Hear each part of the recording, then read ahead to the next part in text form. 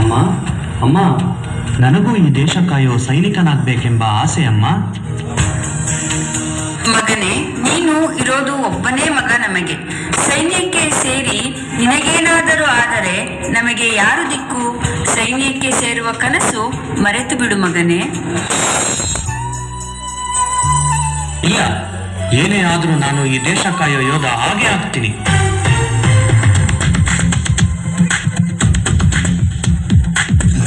సాగర ఆ గెలుపే నీదిరా, నీరే పటి లక్ష్యం మరువకు సోదరా. నిప్పులు చెందిన ఏ పిడుగులు ఆపినా వెనకడుగే వేయక ముందుకు సాగరా.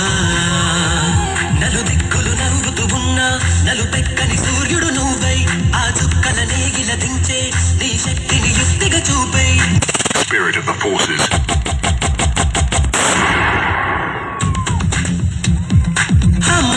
కోసం నువ్వు ఆయుధంగా మారి కొండలే ఈ కొట్టరా, అది ఎంత కష్టమైనా చేయుతే ఇస్తుంటే ఓ స్నేహ బంధం చరితల్లే మారాలి.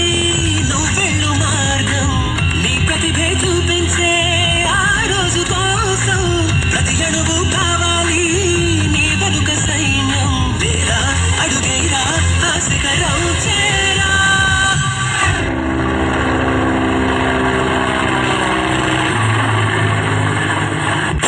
Commanders, who are we? Indian Army ने जंग शुरू नहीं की थी, but we will bloody hell finish it. Yes, sir. How's the Josh? Aye, sir. I said, how's the Josh? Aye, sir.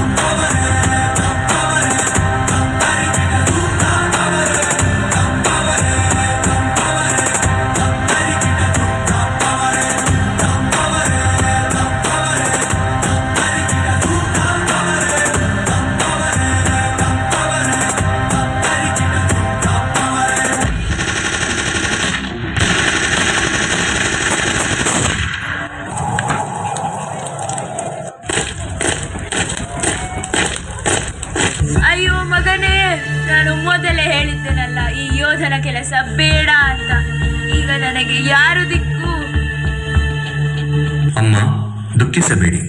ದೇಶಕ್ಕಾಗಿ ಹೋರಾಡುವ ಪ್ರತಿಯೊಬ್ಬ ಯೋಧನು ನಿಮ್ಮ ಮಕ್ಕಳ ಹಾಗೆ.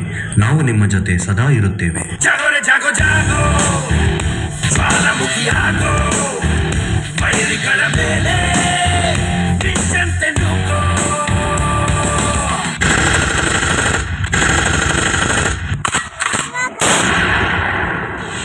ಅಮ್ಮ, ನಿಮ್ಮ ಮಗನನ್ನು ನಾವು ಮರಳಿ ಕೊಡಲಾರೆವು. ಆದರೆ ಈ ದೇಶಕ್ಕೆ ಹೋರಾಡಿ ಪ್ರಾಣ ಬಿಟ್ಟ ನಿಮ್ಮ ಮಗನ ಆತ್ಮಕ್ಕೆ ಶಾಂತಿ ಕೊಡಲು ಶತ್ರು ದೇಶವನ್ನು ನಾಶ ಮಾಡಿದ್ದೇವೆ. ಉಸಿರ ಕೊನೆಯಲು ಮಾತು ನೆನಪಿರಲಿ, ಒಳ್ಳು ಹಾದಿಯ ಸಿಗುವುದು ಜಗದಲ್ಲಿ. ಧರಿಯೇ ಉರಿದು ನಿಂತರೂ ಸಾಗಿವ ಭವ್ಯ ಭಾರತದ ಒಳಗಿನ ಸೈನಿಕ, ದೇಶ ಎಂಬುವ ದೋಣಿಯ ನಾವಿಕ, ಸುತ್ತಲೂ ಶತ್ರು ದೇಶದ ಸಾಗರ, ತನ್ನವರನ್ನು ತ್ಯಜಿಸಿ ದೇಶಕ್ಕೋಸ್ಕರ ತನ್ನ ಪ್ರಾಣವನ್ನು ನೀಡುವನೇ ನನ್ನ ಹೆಮ್ಮೆಯ ಸೈನಿಕ.